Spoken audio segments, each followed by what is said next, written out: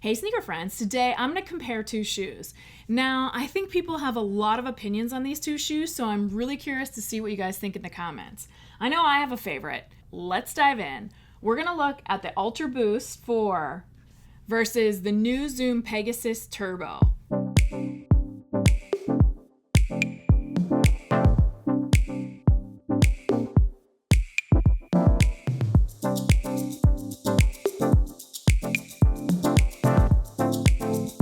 If we take a look at the outsoles, you can see on the bottom of the Ultra Boost you have the Continental rubber. It has a ton of coverage on it. The hardness is about 70 and it's just over 3 millimeters thick. On the Turbo, you're going to notice you do have some rubber on the heel and the forefoot, but you have the React foam, which is a ground contact foam, in the midfoot. Now, this midfoot foam does create a little bit of concern, but we've seen tons of Epic React shoes that have a ton of exposed React foam without having too much issues. I personally did not notice a traction difference with the React foam when it's worn or not worn. The rubber on the shoe is about 3 millimeters thick at about a 64 hardness, so it's slightly softer than the Ultra Boost. If we take a look at the midsoles, this is where a majority of the technology in these shoes lies. So the Boost has Ultra Boost 4.0. It has a 10 millimeter offset and measures at a hardness of around 30. So it's that same standard soft Ultra Boost foam you would come to expect. Now, if you recall the underfoot feel, the Boost is soft and squishy underfoot. Now, the Turbo has a combo of two materials, so dual density midsole. It has the Zoom X foam on the top, that's supposed to be 85% energy return, and it has the React foam on the bottom. Now, both of these are new foams this year, and the fact that they're combining them together is very interesting. This shoe does not feel as squishy or soft underfoot like this shoe does, like the Ultra Boost, but it still feels a soft and comfortable ride. Neither of these shoes have a plate in them. Both shoes have a heel counter. The Ultra Boost has an external heel counter on the medial and lateral sides of the heel, and the Turbo has an internal heel counter on the inside of the upper. Now, both of these heel counters feel about the same stiffness, and I really can't tell a stability difference due to heel counter. I think you do feel that the Turbo is a little bit more stable, but I think it's a combo of the foam and heel counter versus the foam and heel counter of the Ultra Boost. Now, in terms of underfoot stability, the Ultra Boost does have the torsion bar, where the Turbo, it's basically similar to a Pegasus. There's no extra injection molded pieces or anything providing extra stability in this shoe. Just the geometry of the midsole and the foam is what's providing you the stability of the shoe. If we have a look at the uppers, there's also a big difference in these uppers. The prime knit is on the Ultra Boost shoe, right? So it's one entire material of prime knit. It fits well, fits like a sock. It does have a lining in it with a bunch of collar foam, very comfortable. The Turbo is a pretty traditional Pegasus upper. It has fly wire in the midfoot. It's cut and sew. It has a translucent layer over top of a mesh. Pretty standard collar lining foam package. And the heel does kind of roll out. Their heels both roll out of the shoe to prevent any sort of irritation or rubbing. In terms of sock liners, you have two very different theories in sock liners here.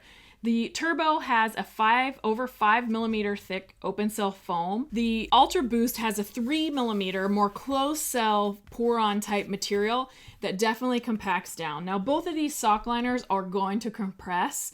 The Ultra Boost one will happen just a little bit faster than the Turbo, but both of them are providing you protection from the Strobel stitch and the Strobel in the bottom of the shoe. The Ultra Boost sock liner is not really providing much cushioning at only 3 millimeters thick, but the 5 millimeter thick open cell foam of the Nike Turbo is definitely giving you a little bit extra cushion in there. If we have a look at Strobels, they are very similar. You have two Strobels, non-woven materials with holes cut in them.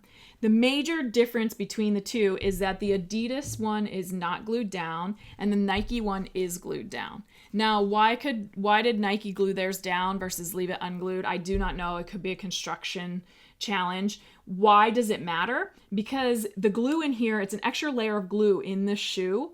And if you think of all of the different layers going on in the shoe, it's material glue, material glue, material glue. It starts to become like a laminate, right? And the more glue you have in there, the less flexibility, the more weight.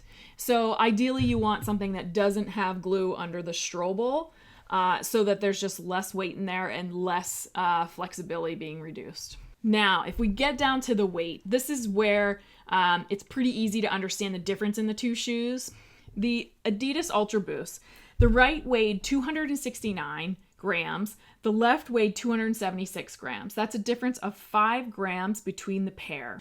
Now for the Turbo, the right weighed 190 grams and the left weighed 188 grams. That's a difference of 2 grams between the pair.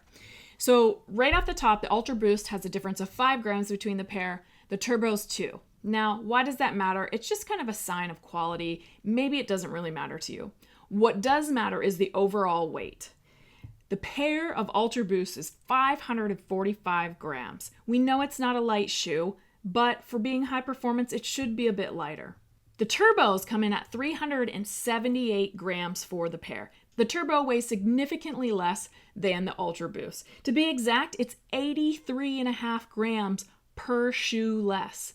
A total of 167 grams lighter for the pair of Turbos. That means you could almost have 3 Turbos for the same 2 of the Ultra Boost.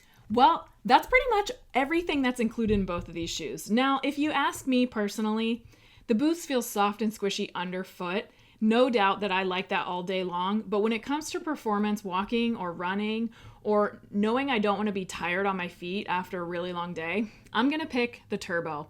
To me, the lightweightness of it helps hugely, and also I can't tell really if the energy return is working, but I know at the end of the day, wearing this shoe versus this shoe, my feet hurt less in this one. So head to head, same price, different upper technologies, different midsole technologies, similar offset, similar fit in both shoes. I didn't have an issue with fit really with either shoe. Stability wise, I do feel like the Turbo is slightly more stable. That pretty much covers it for the Turbo versus Ultra Boost. What do you guys think? Have you tried them both? If you've only tried Boost, get yourself over to a Nike store and try this shoe on just so you know the difference. All right, I hope you guys have an awesome day. Let me know what you think in the comments. See ya.